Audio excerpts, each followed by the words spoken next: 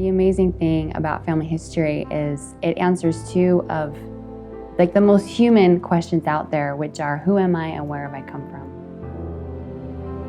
It helps bring your own self-identity to light, because you know what it took to get you here and why you're here.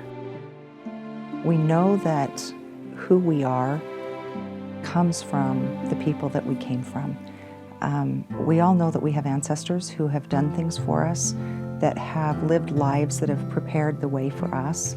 And I think family history is a little bit of a gratitude kind of learning process.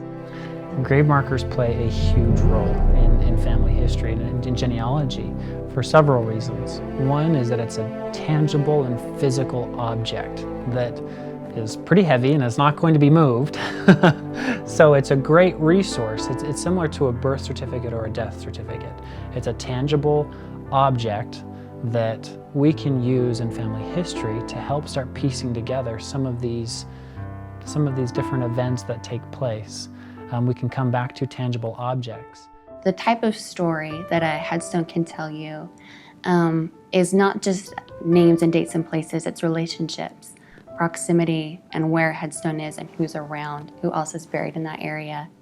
Can tell you a lot about that person. Really, a family plot is a family story. But this one family, when we found the parents, it was just an incredibly touching experience. It was very tender, because when we found the parents, we had the two parents buried side by side, and then there were 2 rows of grave markers to the side of the parents. And what happened is there were actually 5 graves next to the parents, with 2 babies in each grave laid end to end, so that they had had 10 children that died at about a year old or younger, so died as babies. And that mother had given birth to 12 children, and only 2 had lived to adulthood. And that was one that my mother and I just sat down in the family plot and tears were shed. That was a difficult find to feel for that mother. I've had children. I've been blessed not to lose any of my children yet. And I just can't imagine what that mother went through. And as far as I know, there is no record on this earth of those 10 babies other than the grave markers in that cemetery.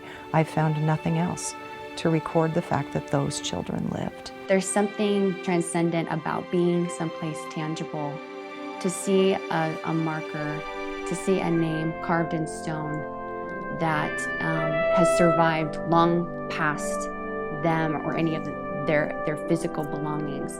That's a tribute to them. That's a manifestation of the love that their family had for them. And you feel that when you visit those places. You feel that love, you feel that connection. A great memorial for the purpose of genealogy would be naturally a person's name, their full name, their birth date and a place of birth, a death date, a marriage date and the name of a spouse, and for a lady to make sure that her maiden name is on the memorial, and to have children's names. Those things all help make a memorial that the future can have an understanding of this individual. Other things that are important become what a person loved, what they enjoyed, what hobbies maybe they had, what service they gave, whether that may be religious or government or whatever it might be.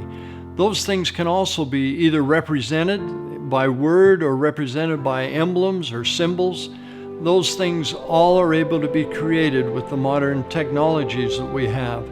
The aspect of granite being the media of choice because it wears 15 thousandths of an inch every 1,000 years.